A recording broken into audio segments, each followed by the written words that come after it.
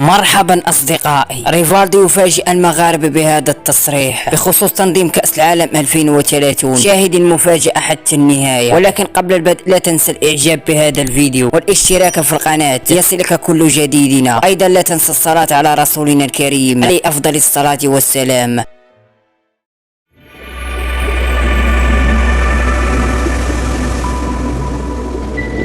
أعرب أسطورة كرة القدم البرازيلية ريفالدو عن تحمسه لمشاهدة مباراة الودية التي تجمع بين المنتخب المغربي ومنتخب برازيلي في ملعب طنجة يوم السبت المقبل، مشيرا إلى أن المغرب سيكون خصما شرسا بفضل لاعبيه المميزين وخبرة وليد الركراكي. أما بخصوص المفاجأة، تحدث ريفالدو أيضا عن ترشح المغرب لتنظيم كأس العالم 2030 في ملف مشترك مع إسبانيا والبرتغال. وأكد ريفالدو في تصريحه على أن المباراة ستكون مثيرة ممتعة، وأتوقع أن المنتخب المغربي سيقدم أداء قويا بعد تألقه في مونديال قطر 2022، كما أن الجماهير ستكون حاضرة بشكل كبير. وفي النهاية، إذا كنت تتفق مع النجم الكرة البرازيلي ريفالدو فيرجى الإعجاب بهذا الفيديو، أو لديك رأي آخر فاتركه لنا في التعليق. وأيضا لا تنسى الاشتراك في القناة وتفعيل خاصية الجرس ليصلك دائما كل جديدنا.